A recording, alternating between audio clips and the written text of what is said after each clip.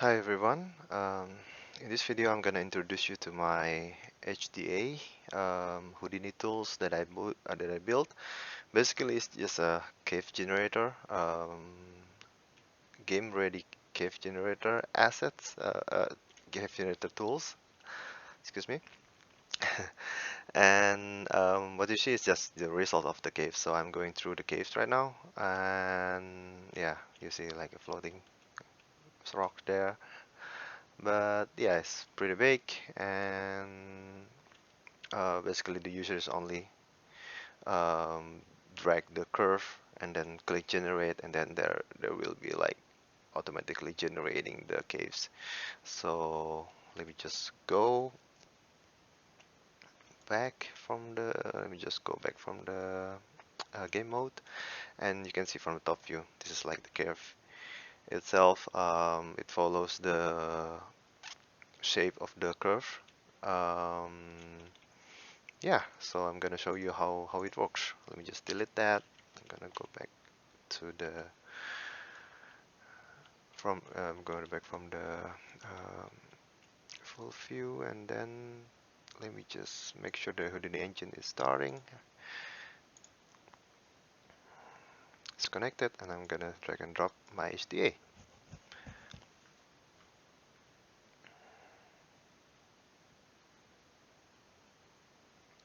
It's gonna take a second, maybe five. So yeah, you got a really short tunnel.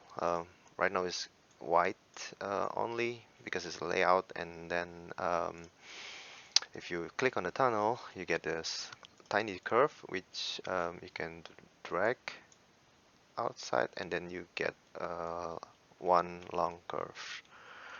So let me just go this way and then make it with Alt and drag. I create a new nodes, and then yeah, you get yourself new caves. Um,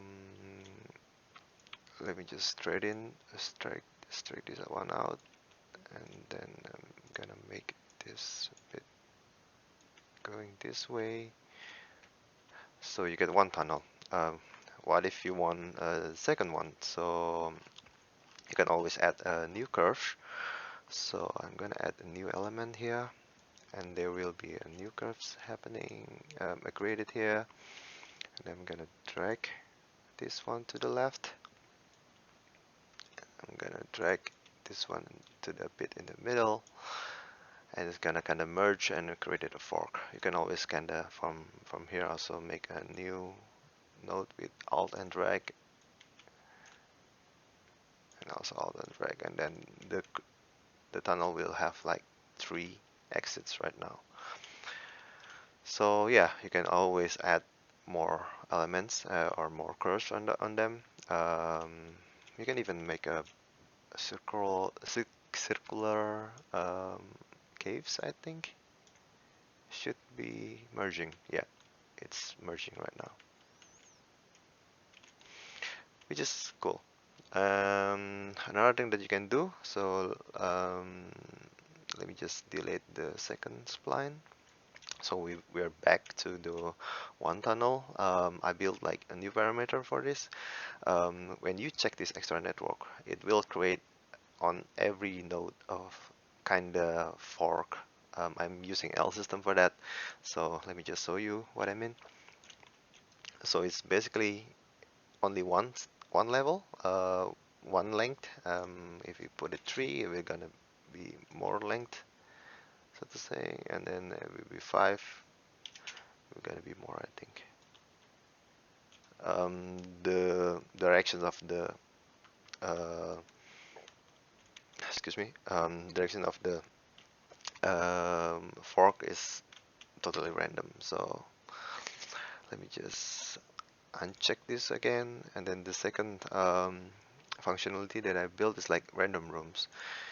I'm gonna check this. Basically, just like create a grid, and then I made like a noise, white and black noise, and then whenever the noise is like intersect with the curve path, it will kind of create a new room. So there's another one.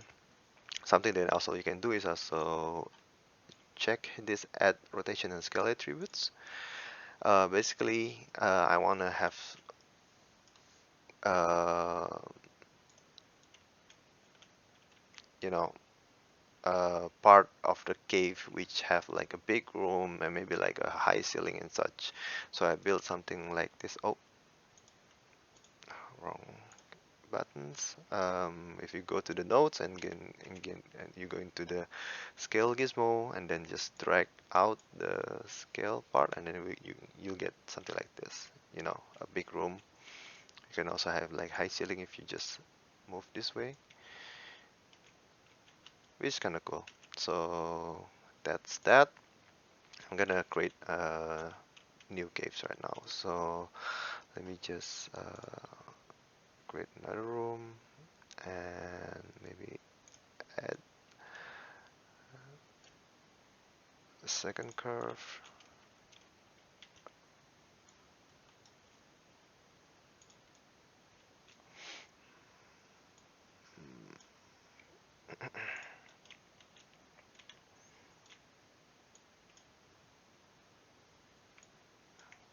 Since um, the random rooms activated, it will also create a lot of random rooms here and there. So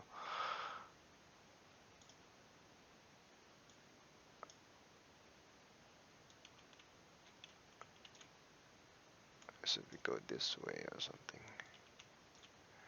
Yeah, it's going to be a bit big, but I'm gonna keep it simple. So I'm gonna just delete this, and that's that. Um, oh, sometimes something like this is happening. I don't think the players can go in here, but yeah, I'm gonna fix it in next versions. So yeah, let me just generate the caves. I mean, if you satisfied with what you have right now, I'm satisfied with what I have, so I'm gonna generate it, and it will start cooking the caves. Basically, it's just like adding, creating the UV layout, I think matching the material with what I have in what I prepare in the Unreal. Also adding assets, dressing assets that we have here. So yeah, that's what we have right now.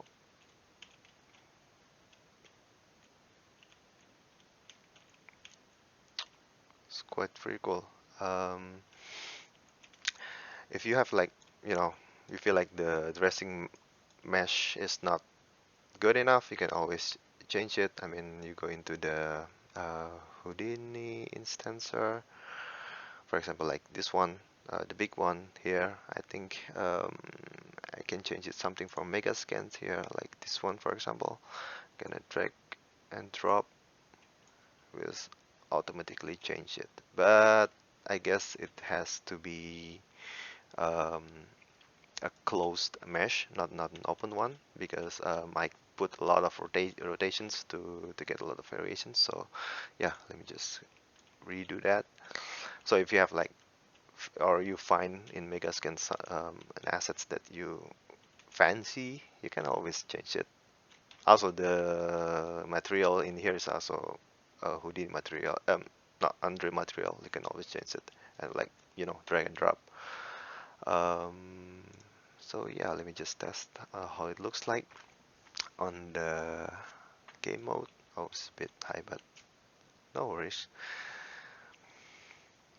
Yeah, it's a bit flat on the floor right now. I'm hoping with Unreal 5.3 there will be displacements, but for now I have to make do with only mesh.